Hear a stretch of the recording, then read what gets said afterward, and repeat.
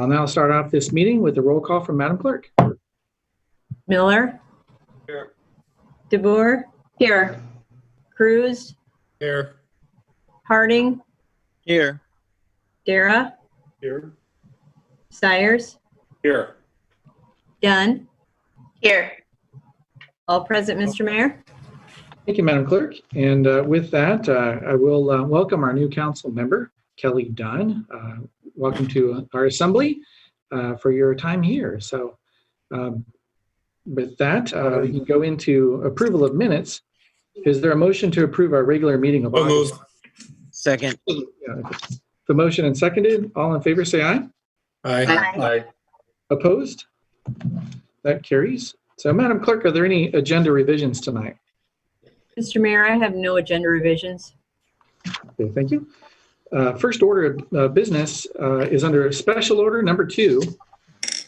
Public hearing on the proposed rezoning from A1 agricultural district to P public district of certain property located north of West 27th Street and north of West 27th Street and west of PE Center Drive, and also on an associated amendment to the future land use map by changing the designation from medium density residential and university to schools.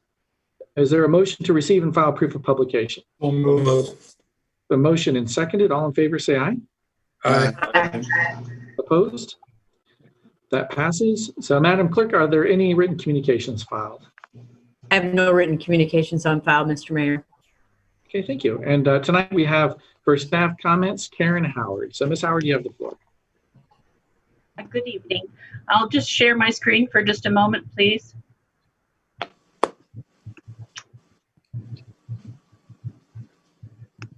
Just to give you a little background on this item that's on the agenda tonight, this was a request received by the Cedar Falls Community School District. What you see on your screen here is the new site for the new high school. It's located north of 27th Street and west of PE Center Drive. The site is outlined in the dark blue here. There's 2 items on your agenda this evening. One is a request to rezone the property that's colored in orange here from A1 agriculture to public.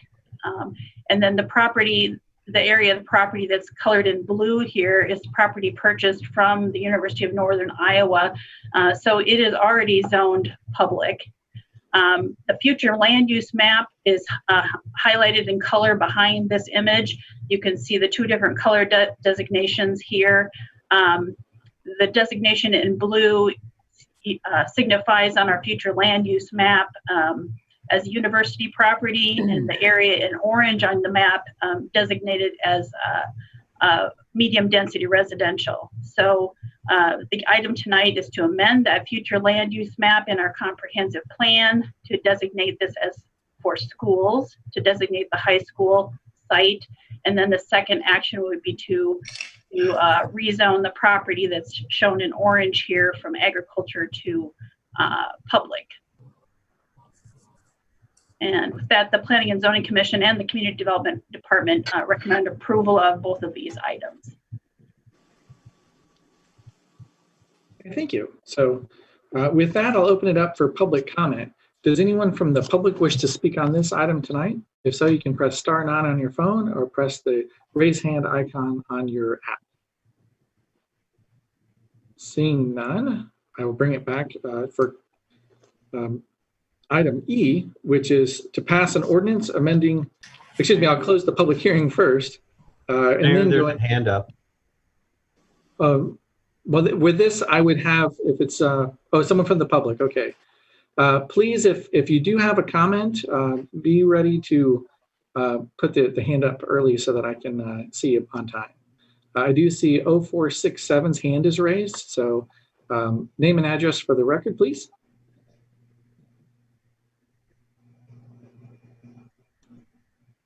Okay, and I have you unmuted, but there you are. Go ahead, sir. Name and address for the record. Yes, my name is Jim Skane, 2215 Clay Street. Hey, Mr. Skane. And I just have a comment. This seems to be a good move, but the question that I have is what structures will be on this rezoned property? Just school structures or what? Okay, thank you, Mr. Skane. For staff, I don't believe we have a site plan in yet for the specific buildings, but can you speak generally, Ms. Howard, for what's planned to go there? Yes, this would be a site reserved for the high school and all the subject buildings. There will be a site plan case that will be coming forward to the council in the future that would show specifically what's being planned for the site. Okay, so no residential, no commercial, anything like that. It's just the school. That's right, correct. All right, thank you. Any other comments from the public? Okay, seeing none, now I'll close the public hearing and bring us over to item E, which is passing an ordinance amending section 26118 of the Code of Ordinances by removing property located north of West 27th Street and west of PE Center Drive from A1 Agricultural, placing the same in P Public District upon its first consideration. Is there a motion? Motion to approve. Second. And approved and seconded. I'll open for council discussion. Okay, seeing none. It's been motioned and seconded, and this requires a roll call vote. Miller, Aye.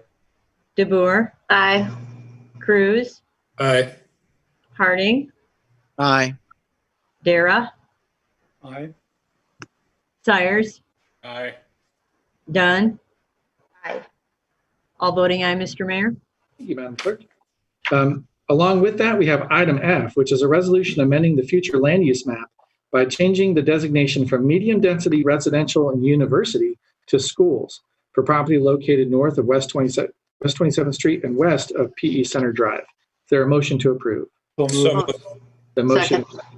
Any council discussion on this item?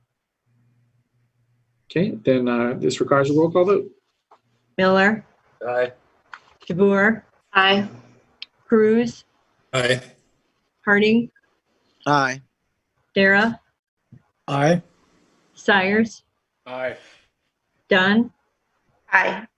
All voting aye, Mr. Mayor. Thank you, Madam Clerk. That moves us over to the consent calendar. And in this, the following items will be acted upon by a voice vote on a single motion unless without separate discussion, unless someone from the council or public requests that a specific item be considered separately. Does anyone from the council wish to pull an item from 3 to 8? Okay, seeing none. Does anyone from the public wish to pull an item from 3 to 8?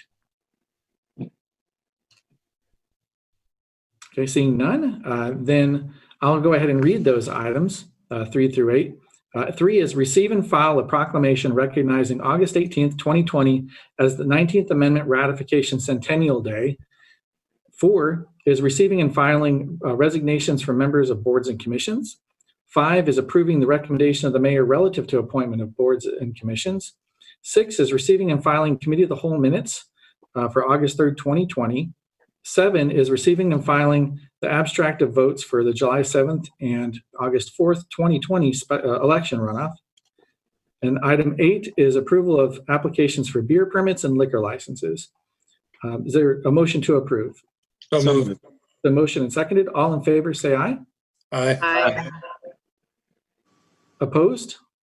Then that passes. And that brings us to our resolution calendar. The following items will be acted upon by a roll call vote on a single motion without separate discussion unless someone from the council or public requests that a specific item be considered separately. I'll go ahead and pull 9 and also I'll make a comment on 10, but I won't pull it. Does anyone from council wish to pull 11 through 26? Okay, seeing none. Does anyone from the public wish to pull an item from 11 to 26? Okay, I see Mr. Skane. So go ahead, sir. What would you like to pull?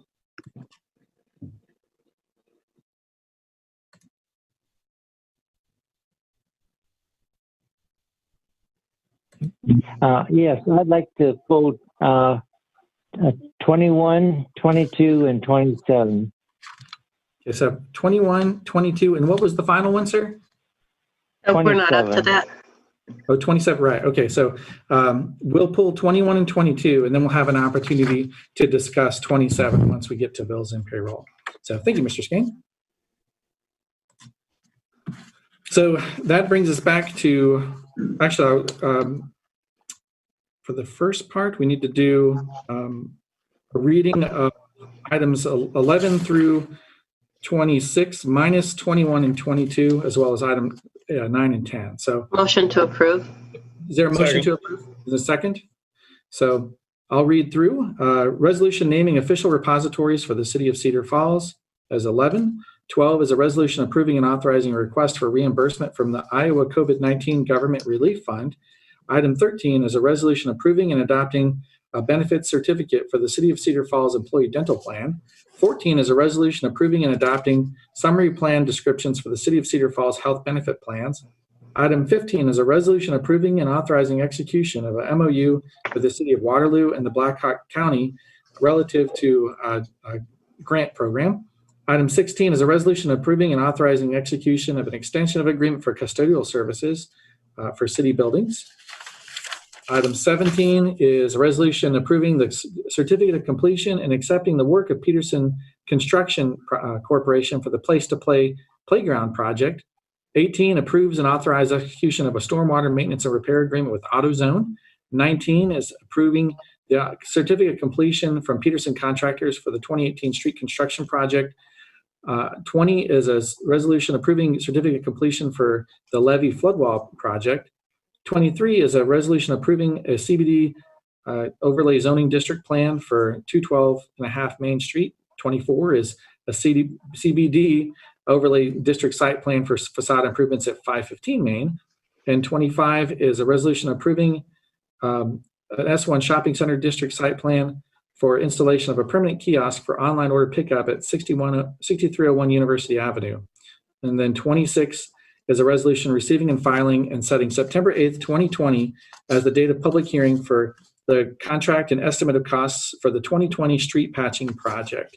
Now, just for housekeeping, I believe I neglected to state item 10, which was a resolution supporting the sister city's relationship with Ferzaj of the Republic of Kosovo. So is there a motion to approve those items minus So moved. 9? Yep, 9, 21, and 22. So moved. Second. Motion second. All in favor, say aye. Oh, excuse me. This requires a roll call vote. Madam Clerk, getting ahead of myself. Miller, Aye. DeBoer, Aye. Cruz, Aye. Harding, Aye. Dara, Aye. Sires, Aye. Dunn. Aye. All voting aye, Mr. Mayor. Thank you. So that brings us to item 9, which is a resolution approving the mayor's nomination of Assistant Chief Craig Birdie for appointment as police chief. Is Motion there to approve. Second.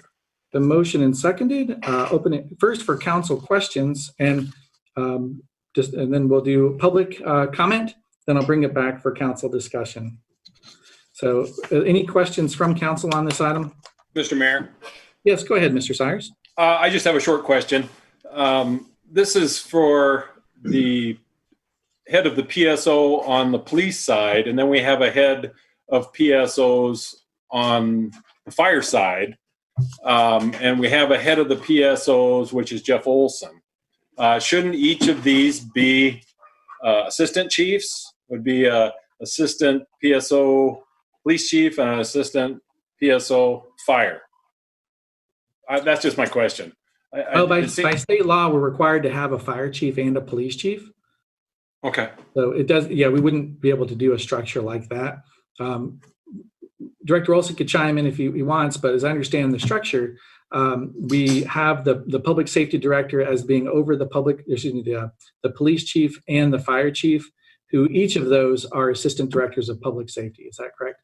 Yeah, that's correct, Mr. Mayor. And by code, we are required to have a police chief and a fire chief, as you stated. Other questions from council before I open to the public? Okay, seeing none. If there's someone from the public who wishes to speak on this item, I see 7 attendees, and I certainly invite you to comment. So I see Mr. Skane's hand. Mr. Skane, go ahead, sir. Yes. The comment that I have is that what has been stated is that this is a continuation, stability and continuity.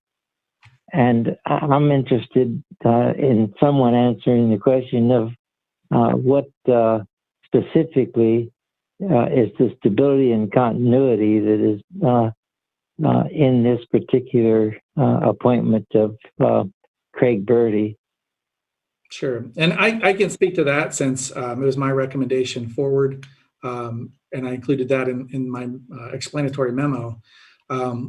As I was looking at the two top candidates, I saw an external and an internal. When I weighed the merits of both, I saw that they had different qualities they brought to the table, both that were very attractive for what the city was looking for, what I was looking for in the program. And right now, what I see is a need for these changes that have been brought into the public safety program, that those changes have a chance to basically gel or to cement for these next at least year and a half to start us on the track of being able to properly evaluate the program and see where the weaknesses and strengths are. So to me, it was very important to have the opportunity to have very few new variables added to the equation. And Acting Chief Birdie definitely brings that. So anyone else from the public wish to comment on this? Okay, seeing none. Oh, I see one. That's from Mr. Manning. So go ahead, Bob. Name and address for the record, please.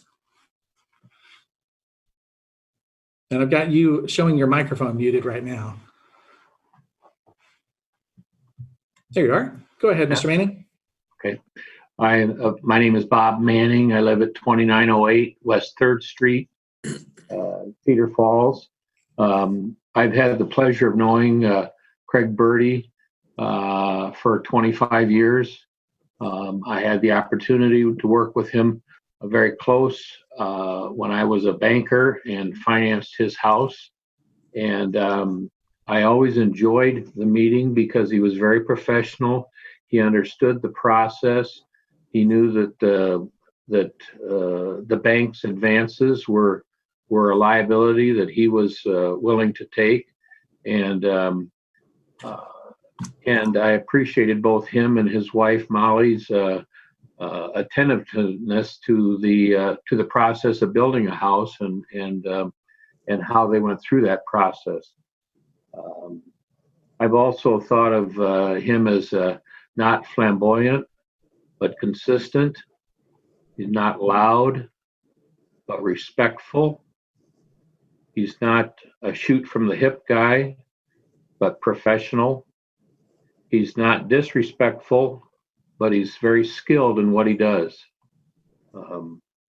I had the opportunity to be on the Citizens Police Candidate Review Committee, and with 3 good candidates that had been selected for final interviews. It was very impressive to hear all 3, but one of the gentlemen said that he would develop a multiple point checklist right from the get-go on changes that should be made. And I've liked what you said, Mayor Green, on wanting the consistency within the department of how it's been going, and certainly under his leadership as the acting police chief.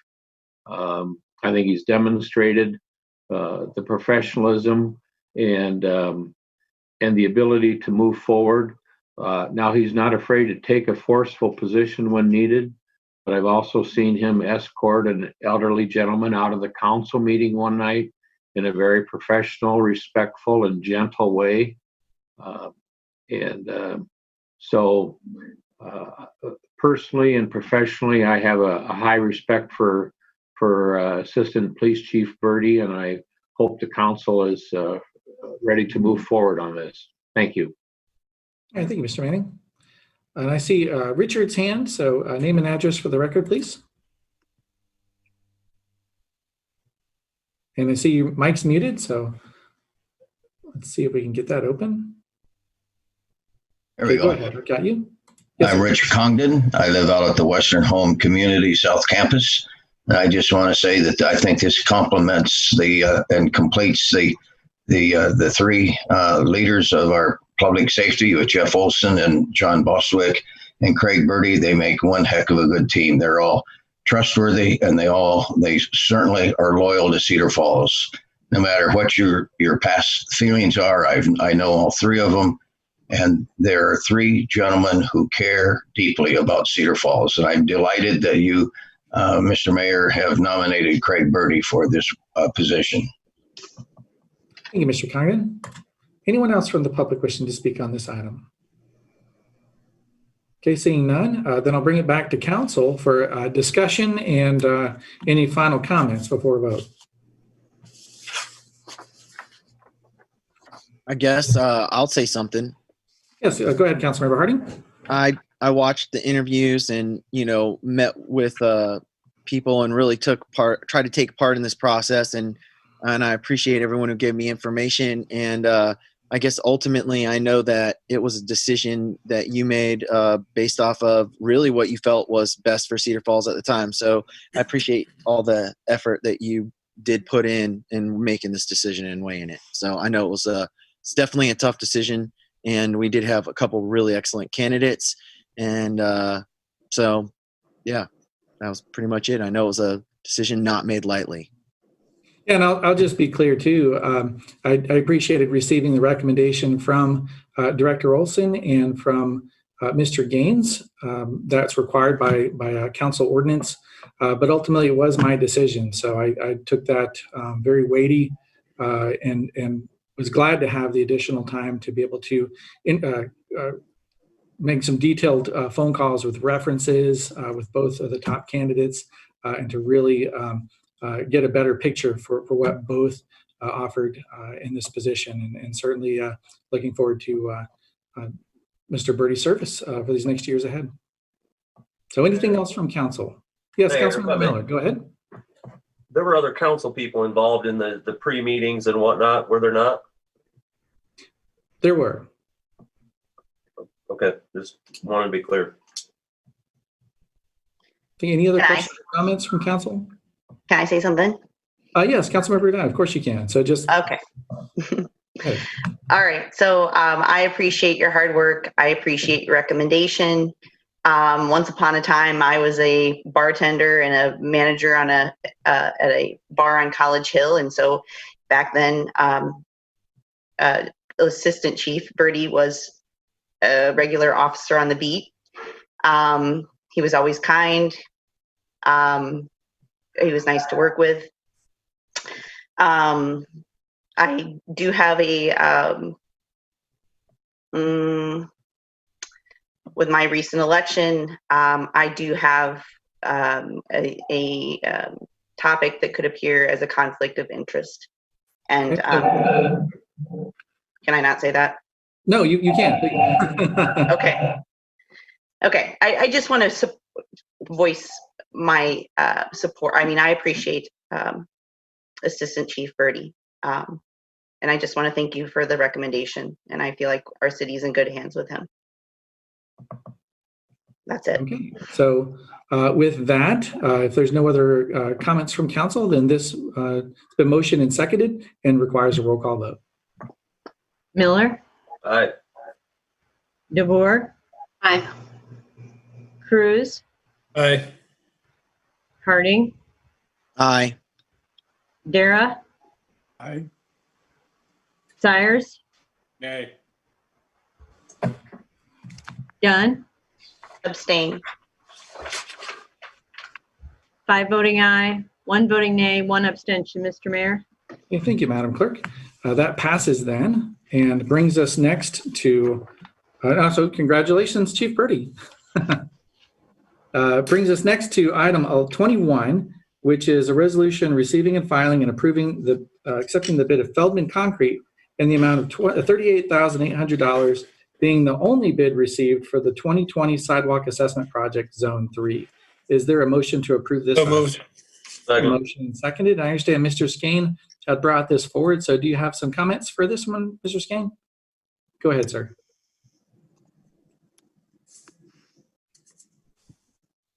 Okay, we can see you fine, Mr. Skeen. Go ahead.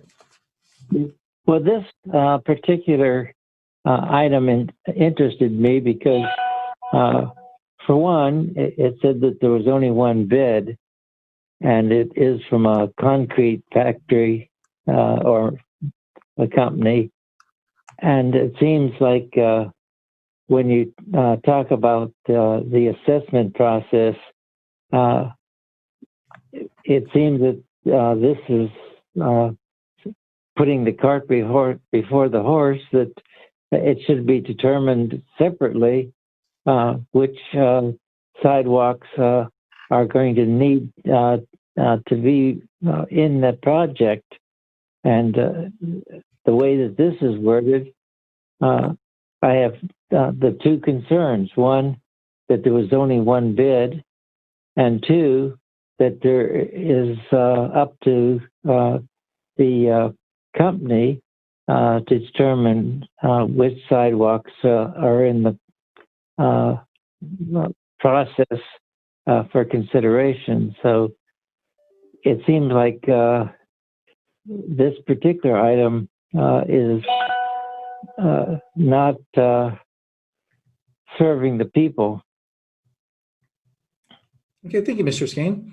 Allow staff to comment on that, of how the process works. Who does the decision for the sidewalk assessment? I could take that one, Mr. Mayor. Thank you, Mr. Sharkey. So the sidewalk replacement, that's based on our code of ordinances and the federal guidelines and standards that we have in place. There's currently 87 properties that are on this project. The bid did come in a little high. It's not uncommon to receive one bid this late in the construction season. Obviously, with the current pandemic and everything we have going on, it's solely based on contractor schedule, timeliness to get the project done, those types of things. So there's a lot of factors that go into it. So it's not uncommon to have the one bid and no, the contractor does not have the selection to which sidewalk panels are replaced. We determine that. Okay. Yep, that's answers that. And so it's been motioned and seconded. No other public comment I see. So this also requires a roll call vote. Miller, Aye. DeVore, Aye. Cruz, Aye. Harding, Aye. Dara, Aye. Sires, Aye. Dunn. Aye. All voting aye, Mr. Mayor. Thank you, Madam Clerk. Item 22 is a resolution approving and authorizing execution of a contract for economic development marketing services with Brand Acceleration Incorporated. Is there a motion to approve this item? So moved. So motion seconded. I also saw Mr. Skeen with this, so got you unmuted. Mr. Skeen, go ahead, sir. Yes, on this, I don't see a need for this whole process of having a central district project or the execution of a contract for an economic development marketing service. It seems like without this, there are plenty applicants for inclusion in that economic development program. And it seems to me that, and I'm not sure how much money is being allocated to this, but it seems to me that it's an unnecessary waste of money. And I don't think that this particular item should be approved. Okay, thank you, Mr. Skeen. Anyone else from the public wish to speak on this item? Seeing none, I'll bring it back to council for discussion. Seeing none, then this requires, as for motion seconded, it requires a roll call vote. Miller, Aye. DeBoer, Aye. Cruz, Aye. Harding, Aye. Dara, Aye. Sires, Aye. Dunn. Aye. All voting aye, Mr. Mayor. Madam Clerk, that moves us out of the resolution calendar and into bills and payroll. Is there a motion to approve the payroll for August 17th, 2020? So moved. The motion and seconded, and I saw Mr. Skane had asked to comment on that earlier. So go ahead, Mr. Skane. Yes. In this particular case, I asked before and didn't get a response. It seems like there should be able to be indicated what the summary is, not necessarily going into the details, but the summary of the total amount of the bills and the total amount of the payroll. And I'm sure that that's something that should be shared with the public. Payroll, okay. All right, thank you. So anyone else from the public wish to comment on this item? Then bring it back to council. This has been motioned and seconded and requires a roll call vote. Miller, Aye. DeBoer, Aye. Cruz, Aye. Harding, Aye. Dara, Aye. Sires, Aye. Dunn.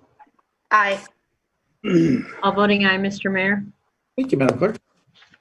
Next, we have into council referrals. Does anyone have a referral item they wish to bring forward? Mr. Mayor? Yes, Councilmember Cruz, go ahead. Yes. I guess it's maybe a question, but I'm framing it as a referral to move forward with the repaving of Washington Street as a one-way. We turned down the option to do the two-way. So I'm assuming that because it's in the CIP to redo the street, we would move forward as a one-way, and I'd like to make that motion or direct that opinion, my opinion, to incorporate the safety features that were brought out in staff's reports, such as the bump outs for the drop-off on 7th, the bus drop-off on 7th Street, keep the lights there and adjust the timing as allowed by rules and regulations to accommodate any straggling kids as they walk across, and keep all the existing parking on the full length. And my understanding is we would gain 11, if not more, parking spots by incorporating some of these features that were discussed. So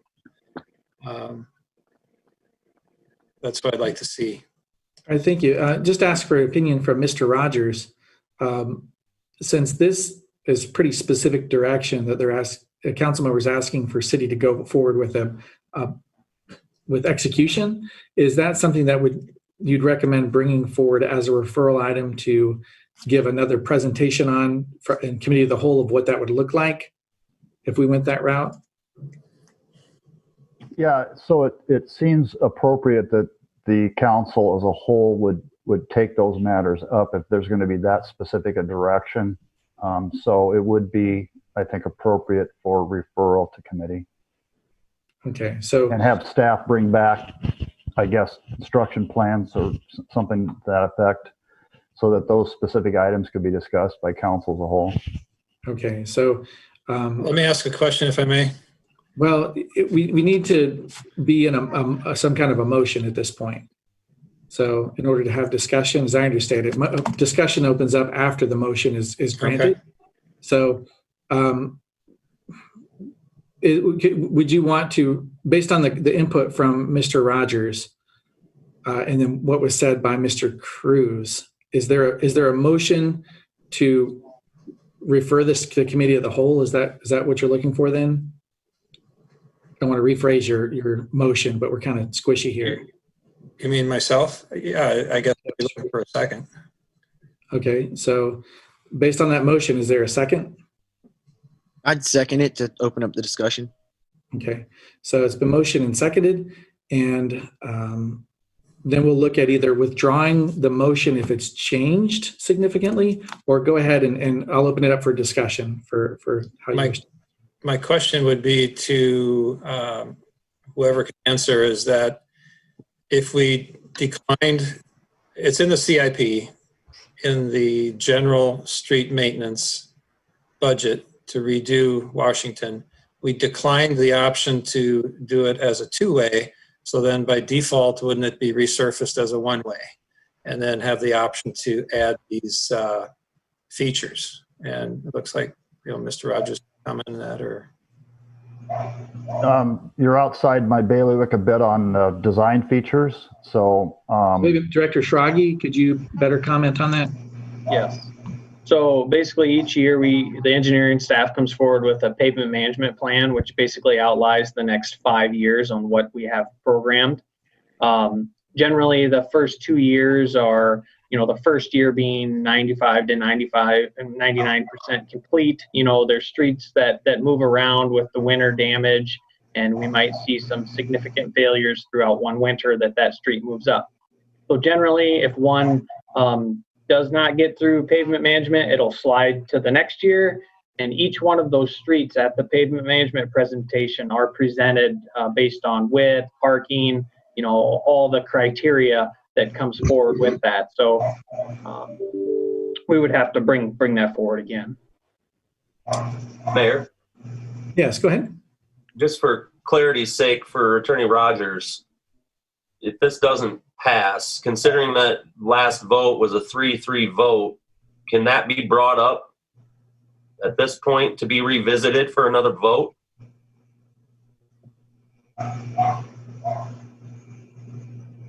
Are we understanding?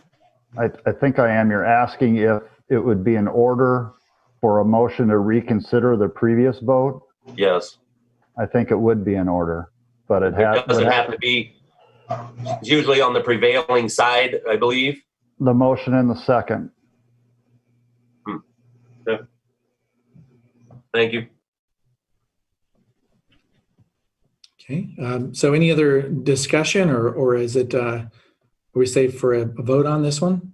I have a question. Yes, Councilor Deere, go ahead. I was not in the state of Iowa for the last meeting. I was in Texas for medical. And so I have not heard the presentation from Director Schrage regarding the improvements or changes they're going to make on the road. So if this comes back to committee again, are they going to outline exactly what the changes are going to be, or is it simply a discussion of making it one directional or two directional? Well, I think right now, obviously, the road is getting to a point that is deteriorated that we need to do something with it. And at some point, staff is going to need direction from the city council, whether that's build it back exactly how it is, build it back with some of the safety improvements we have, one-way, two-way, all of the things. We're going to have to get some direction with that. I thought they came up with a really good plan last time, got some buy-in from the surrounding churches and organizations. So this will have to come back to the city council at some point, one way or another. And also to comment on Councilmember Miller's point, under Rule 40, it's not just the prevailing side, but Rule 40 says a motion to reconsider must be made by someone on the prevailing side or by a council member absent at the time of the original action. So Councilmember DeBeer would have that right to bring up. In the event of a tie, there's no prevailing side. So that was my point, is can it be brought back up by anybody? Or well, the prevailing side is if it's a tie, then the prevailing would be the no, correct, Mr. Rogers? Correct. Okay. Thanks for the clarity. Certainly. Could I ask? Yes, Councilmember Cruz. So, as I mentioned a little bit ago, that if the motion to go from a one-way to a two-way fails, and as Mr. Gaines said, the road is deteriorating and needs to be repaired, wouldn't the default then be to repave it as it is, and then with consideration for some additional safety features? Well, that's really the question, excuse me, is whether or not these safety features can be done if it's a two-way, or does it have to be a one-way, or the other way around? Well, we could have staff present here could answer that. I mean, the bump out for the drop off, that gets the cars out of the flow of traffic on the one-way, and the bus drop off on 7th Street removes it out of the flow of the traffic from Washington. And then the other main thing was the lights, the timing of the lights to adjust those. So they would stay the same. Isn't Mr. Schraggy's point that the recommendations were made after traffic studies with a particular type of traffic flow, and with some of those things don't fit on a two-way or on a one-way street? So my impression was they'd have to come back with a new proposal, restudy it, and come back with a new proposal for a one-way. That'd be my guess. So Okay. I'm done. I guess I'm still not clear on default. I'm not clear on the default situation, and if that's a Robert's rules for Mr. Rogers to interpret, or how do you view that? Because it's currently a one-way. It's in the CIP to repair because of poor condition, and presented a two-way option, but we declined it.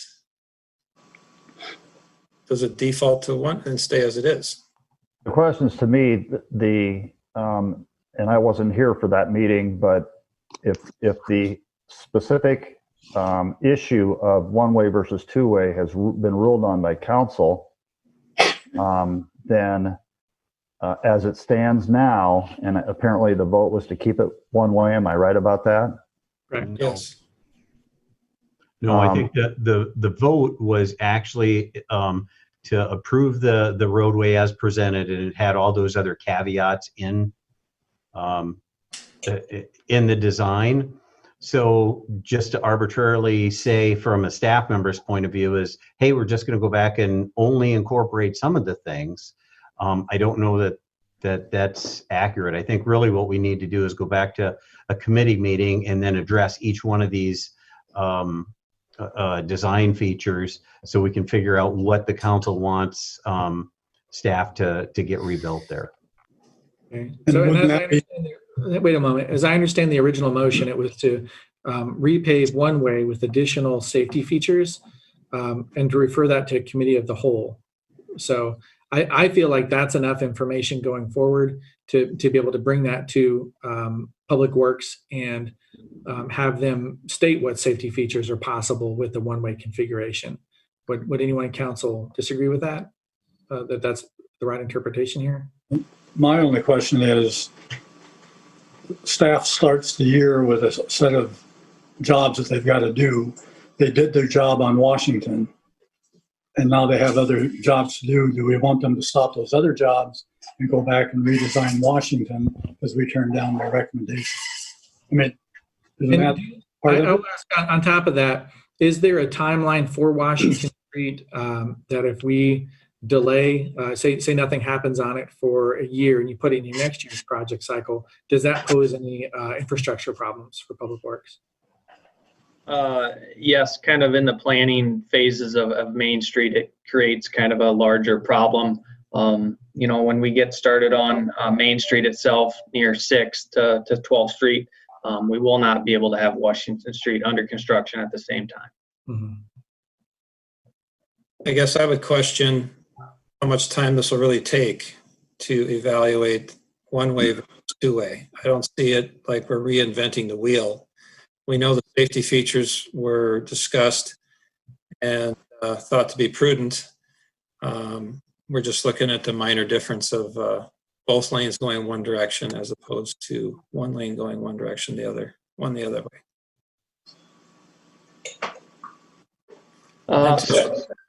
Yeah, the engineer and staff will have to look at all those aspects that you referenced. I know, obviously, continuing to have the bump outs and keeping lights in place. The lights have to remove regardless. If you create bump outs, they're not in the correct location.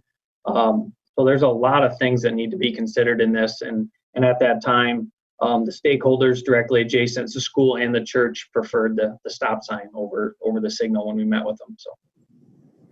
Well, I should rephrase when I say bump outs, I actually was meaning the drop off lane. I would consider that a bump out off of the flow of traffic. I would prefer to preserve the lights as they are because we have the money invested in that, and there's no need to spend more money on that if all we have to do is adjust the timing. Okay. Well, so it's been motioned and seconded to refer this to committee of the whole to repave one way with additional safety features. Are we comfortable moving forward with the decision on that? Okay, so that's been motioned and seconded. All in favor, say aye. Aye. Opposed? Aye. Okay, so I'll need a show of hands for aye. We've got 1, 2, 3, and a show of hands for nay. 1, 2, 3, and Simon, are you a yay or a nay? I'm a yay. Well, have your hand down, please. I didn't vote either way, if that helps you, Rod, because I still haven't gotten to hear the original presentation, which, I've got to do the quarantine for 14 days due to traveling out of state. So I haven't been able to meet with staff to find out what the presentation was and to see the actual plan. And that's why I don't feel I can make a decision either way until I've seen the information. Well, for abstentions, Mr. Rogers, as I understand it, it's only granted for a conflict of interest. So Councilmember DeBurr would be required to vote yay or nay. Your vote will be considered in the nay if you choose not to. Yeah, well, that's like I said earlier, I haven't seen the information, so I can't make a decision on it. So your vote is being considered in the nay then. So it's 3 aye, 4 nay, and that fails. Okay, so with that, other council referrals. Mr. Mayor? Yes, Councilmember Dare, go ahead. It's my understanding that just a little while ago, the Waterloo City Council passed a mask ordinance by a vote of 6-1. And I'm a little concerned. I'm not sure where we're at in Cedar Falls as far as having one or if we've talked about it.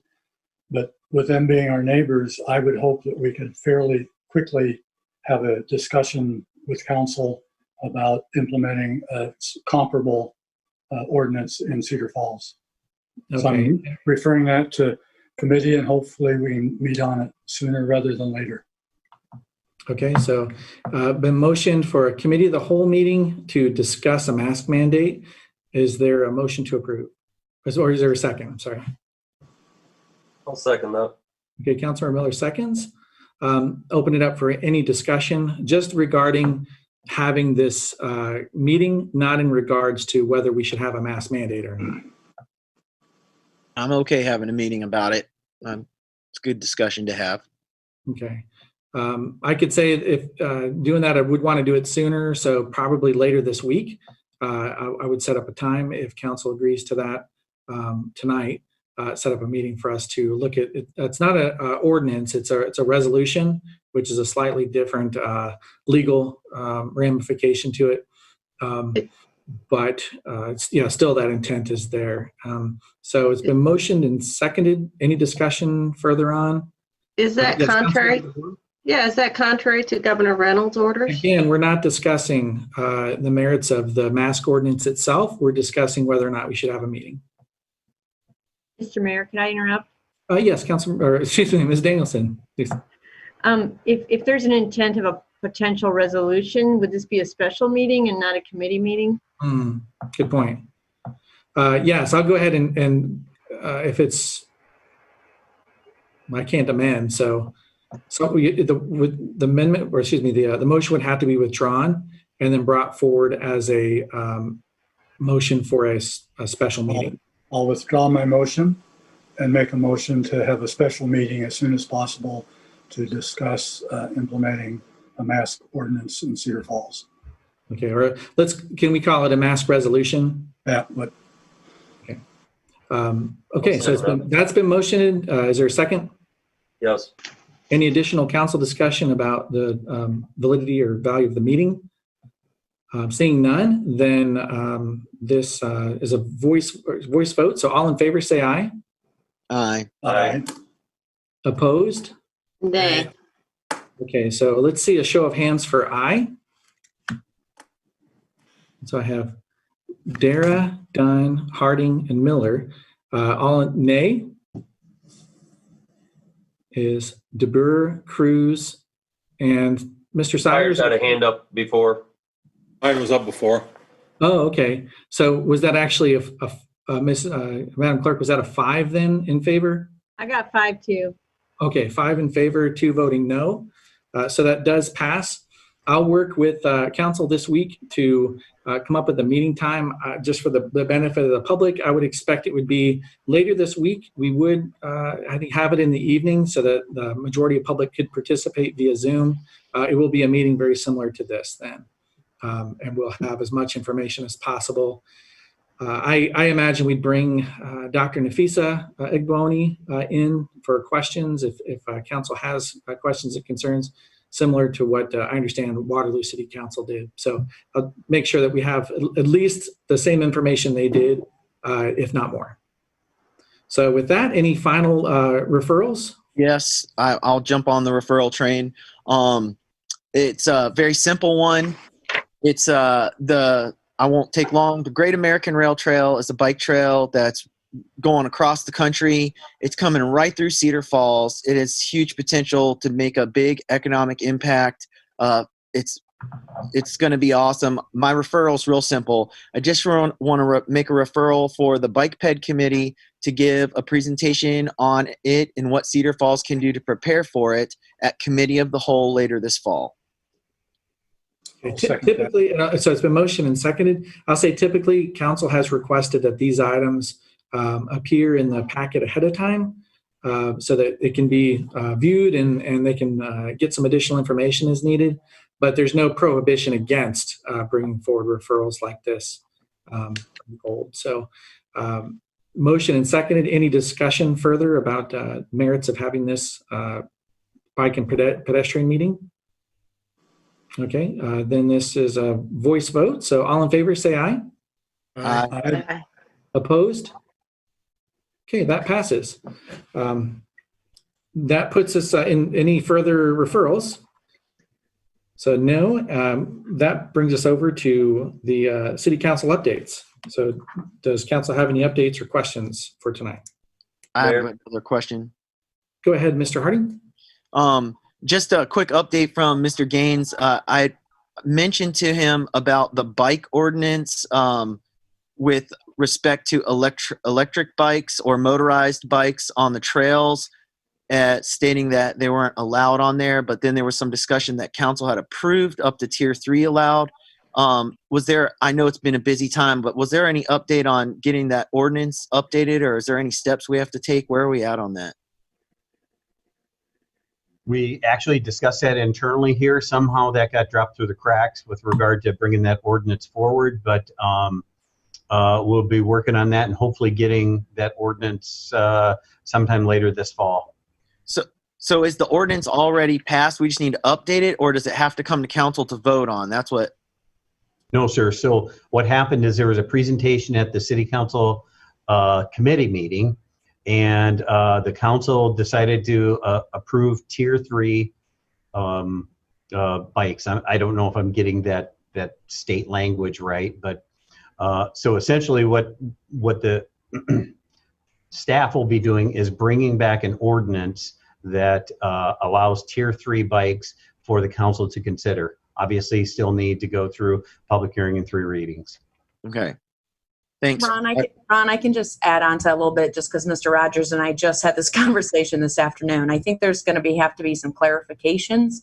I think there might have been, when that discussion took place, there was a misunderstanding of what maybe the state of Iowa allowed for those tier 1, 2, and 3. So, but again, staff is working on that, and just like Mr. Gaines said, we'll have to figure out what's allowed under Iowa law and then be bringing something back to the council, whether it's form of an ordinance or what the best way for that is. And if there's something that's different than what council considered last time, we'll bring that back in the form of a committee meeting before the final draft of the ordinance comes back to the council. All right. Thanks for the update. I appreciate it. Right. Any other council update requests? Yeah, I'd like to ask,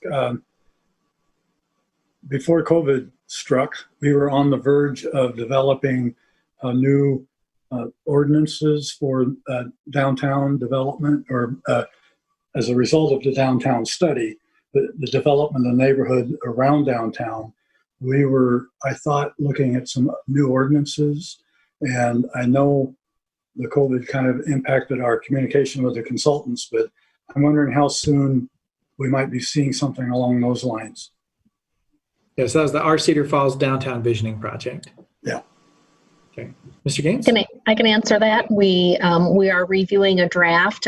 We did receive a full draft probably about a month ago.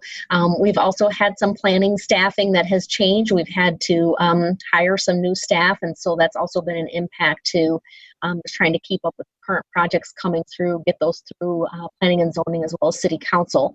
So we have new staff that has started. We have more on the way, and we are looking to September and October reviewing that draft and trying to bring that forward for council review. Thank you. Mayor? Yes, Councilmember Miller, go ahead. I'm curious for staff or for yourself, I guess.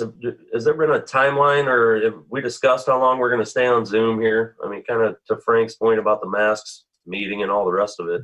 And I guess the background of it is, I believe in the past, there's been a rolling roll call, if you will. So it isn't always the same people voting in the same order. And that's, I guess, what I'm wondering about historically, if that's happened and if that's something we should consider. So. Yeah, that's a tough thing with the rolling roll call. That it's not an unaccepted practice, but I certainly agree. It's a little bit more fair, or there's a little less potential influence if you have to all vote at the same time. So to the original question about when we'd be back in the council chambers, I've been working through along with staff and with some of the council members, what would be basically like safe enough to come in, when we'd be comfortable being back in the council chambers. I had this original view that with one of the scales that I use, the Harvard scale, if we could just get below 10 cases per 100,000, that we would be in probably a reasonably safe position to be back physically distanced in the chambers. I know that from talking with Mr. Gaines, you can provide some extra info about the plexiglass and the things that we're putting into the council chambers to limit any COVID spread. Mr. Gaines, you were saying that's still a few weeks away before those are in the chambers? Yeah, we're actually having the mounts made for what would actually hold the plexiglass. That's really not the concern because they're metal mounts. What's really the concern is the ordering of the plexiglass. I think it's probably the new toilet paper. Everybody's wanting plexiglass now. It's on back order for a few weeks now. So get stock in plexiglass. So I guess then to Jackie or Ron, I guess historically that can happen, can it? Where you alternate who starts off the roll call with each vote? Mayor, I can answer that question. So what it used to be, what we would do with before electronic voting, that's really when we had it, was before electronic voting, we would alternate, and I think it went by month, not necessarily by council meeting. So like July would be the month that the first ward would start the voting. Then August, second ward would start the voting. And then the next month, the third ward. So it, basically that's what I think you're talking about, Mr. Miller, is then it would switch. So then the next month, you would the first ward would end up being the last one to vote versus the first. So yep, and it would roll that way. So that is how it used to work for electronic voting. Yeah, not as good as electronic by ordinance for you, Mr. Miller. Does that need to change by ordinance, or how does that happen? No, I think the mayor can just set that, and Ms. Danielson can call the ordinance. So if the consensus of the council is to do that, then September could start off with Ward 2 being the first to vote. And I don't see anything in admin policy number 7 that dictates one way or the other. And in that case, the presiding official has the discretion. So it's a fantastic idea. Thanks, Councilmember. Consider it. I would appreciate it. Absolutely. I had another question. I believe, is there a recap meeting or something on the compost fire Yeah, so we originally were going to have that last week, but because of some scheduling issues for staff, we had to push that back. That's going to be tomorrow morning at the Public Safety Building. It's going to be a staff executive meeting. It's not open to the public. And because of the limitations for council members, it's either you invite or you have one in. If you have one in, you have to allow all of them in, all council members in. So we're going to do this as just a typical after action report internally with supervisors, the supervisors from Public Works, Public Safety, Mr. Gaines and myself. Hopefully we can have a rep from Benton's there as well, since they were part of the construction effort or the cleanup effort. And that goal is just going to be to see what practices worked, what we can learn for next time. And I will provide a report out to council members from it. Council's not welcome, though. Correct. Thank you. So any other say council updates? And if not, then I'll go over to staff updates. So Mr. Gaines, what do you have for us tonight? I'm going to have Mr. Schrage go ahead and give you an update on some of our cooperative efforts with the city of Cedar Rapids. Thanks, Mr. Gaines. Just real briefly, I've been in touch with the Cedar Rapids Public Works Director, Jen Winter, about some of their support needed down there. She identified a couple different areas that she could use some help with. That would be in the traffic operations area with the traffic signal heads, as well as some of the signage that needs replaced. So tomorrow we have 2 crews going down and a couple pieces of equipment to help assist in that area. Okay, thank you. And looking at what the needs are down in Cedar Rapids and elsewhere throughout central Iowa, significant damage. It definitely is a hurricane force event in that area, with most homes having at least some sort of damage. Some areas, trees completely toppled over. Of course, they're still working to restore power now. And I just wanted to make a note for residents here, if you're interested in participating or making a difference in that area, what I've been directed to has been the United Way down in the Lynn County, the entire area. If you Google LAP, so LAP-AID, that's LAP Aid, and that stands for Lynn Area Partners Active in Disaster. If you Google that, it'll take you to their United Way site, and that's got a big list of what their needs are and ways to get involved. They are taking volunteers to assist in that area, but it's important to kind of go with a purpose, to know what you're going to be connecting in with, and they certainly have the organization to connect you with families and organizations that need that direct help right now. So help if you can. Looking at any other items for staff, any other comments, Director or Mr. Gaines? Okay, so with that, I'll turn it over to public forum, and speakers will have one opportunity for up to 5 minutes to talk on topics germane to city business. So is there someone from the public who wishes to speak tonight? Okay, I see phone number 5209. So I'm going to do allow to talk now. And if you can please just give your name and address for the record, please. That's 5209.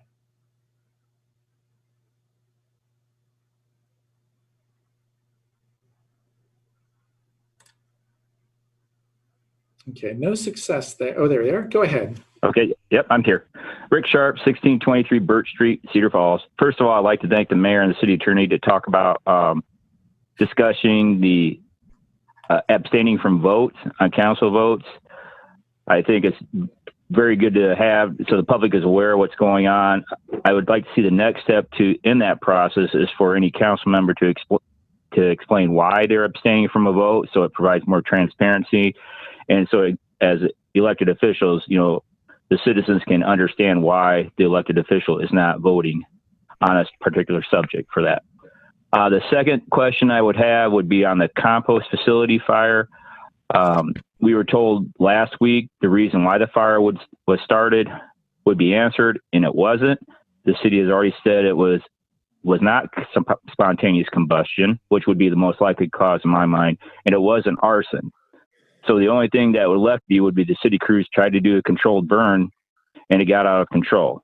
So hopefully there can be some future answer on what happened there. Now I feel it's time also to bring up how social media works and how it affects our elected and city officials. Simply put, you cannot delete comments, block, or ban any user from your social media pages just because you don't like their comments or if they are calling you a liar or calling you out for spreading false statements. A few of you currently sitting up there have done this, as well as previous elected officials. Numerous courts have ruled upon this. Recently, the Fourth Circuit Court of Appeals ruled that the interactive portion of a public official's Facebook page is a public forum, so an official cannot block people from it because of their opinions they hold. In the ruling, the court stated, the government engages in viewpoint discrimination when it denies access to the speaker solely to suppress the point of view he espouses on an otherwise includable subject. When public officials use social media as a way to spread government business, the First Amendment prohibits them from censoring different viewpoints. Blocking users or deleting comments because they express critical opinions offends the Constitution and the principles of transparency. So the U.S. Constitution guarantees our right to free speech. That right does not go away when we go online. The government cannot interfere with our freedom of speech when we use social media to share thoughts or to engage with public officials. Private individuals can censor us, but government officials cannot generally censor us based on our viewpoint. So here are a few ways to identify whether an account is operating as a government official, which I researched online. If a social media account is clearly maintained as an official page by a government official, such as using an official title or the name of an agency, it's generally considered the official account. In other cases, a page can shift from a personal account to an official one when an office holder and other officials treat it as an official government account. And finally, accounts may appear to be personal in name and recognition, but the public official uses it as though it were the official government account. And this can occur in at least 3 different ways. The individual opens up their social media account for public discussion. The officials are allowing the public to ask for government services through their personal social media account, and the elected officials using their accounts to publicly announce government information or policy. Not just retweeting or sharing other government information, but actually making the announcement themselves. So when the public officials are engaging as government officials, they are not allowed to censor the public based on their viewpoint. Also, the official speaking as a government official cannot limit interactions based on viewpoint, but they can limit other kinds of interactions. Depending on the circumstance, a person can be blocked for posting personal threats or profane language in accordance with the social media platform's terms of service. An elected official can also prevent all comments or, in certain circumstances, limit discussions to certain subjects. In other words, government officials may have no obligation to open up the social media account for public comment, but if they do, they cannot block the views that get expressed in those comments. So it's important that all elected officials and city officials be told that they can't silence their critics online. There's nothing that requires officials to respond, but if they do, if they now block them or delete their comments, they could end up being sued over a constitutional violation. And the ruling applies to the politicians' pages in which they portray themselves as a public official. It also applies to official government accounts, but it would not apply to any purely personal accounts used by politicians and government officials. So as elected officials, it's important for you to be aware of the different type of page settings when you create your public Facebook page or your personal Facebook page. And this is what I found online. They encourage you to either create your personal profile page, your campaign page, and your elected official page. And then you separate the content you post by page type. Your elected official page should feature government activities through your position as an elected official. On your campaign page, you can share political events and campaign activities. And on your personal page, you just do like it says, keep it personal. Finally, keep all your comments and allow all followers on your elected official page, even if the user is being rude, obnoxious, or writing foul language. It is their First Amendment right to do so because the courts have determined your government official page is public forum. Deleting comments or blocking users is censorship and may result in a lawsuit. But again, be careful where you tread, because if you strictly have a personal Facebook page and you use any of that to provide government information or allow for public input on government services, that now is considered your official government page. Thank you. Thank you very much. With that, I see Mr. Skane's hand. So go ahead, Mr. Skane.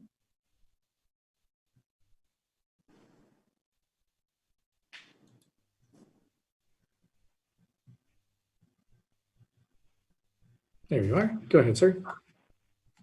Yes, Mayor Green, you and I have had a conversation on your page about the matter of the First Amendment, and we agreed as to what the First Amendment meant, and we agreed also as to the only restrictions on First Amendment activities, and that those restrictions were in terms of being in some way disruptive by language or by actions. And in this whole situation that you and I have talked about, there is no provision for the use of the word germane the way that the council has used it for years, which is really a means to cut off any view that they don't like.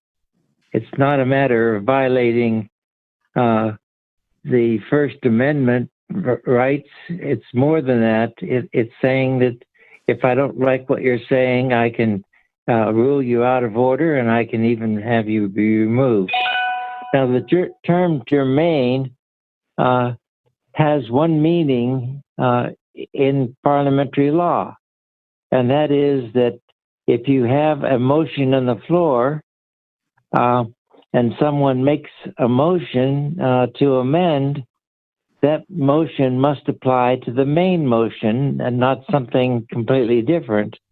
And therefore, if it does not apply to the main motion, that amendment is not germane. There's no other use of the word germane in parliamentary law. So the use of germane as a provision in the public forum rules is totally inappropriate. And as a matter of fact, it has been misused. In my case, it was misused 4 times where I was properly recognized, and I was recognized as being out of order and removed from the chamber. In fact, just a couple of meetings ago, Mayor Green, you ruled something that I said out of order, and then you restricted me the rest of the meeting. I couldn't participate. You did allow me to give a forum speech, but you kept me from participating, and there were a number of important issues that I would like to have pulled for discussion out of the resolution calendar. So I would beg you and the council to take the word germane out of the rules and to allow the First Amendment to control what people say during the forum. I know that what I'm saying is going to fall on deaf ears because I've voiced a complaint before. And, you know, that last time that I was evicted when Mayor Brown was mayor, the public safety director Olson assisted me with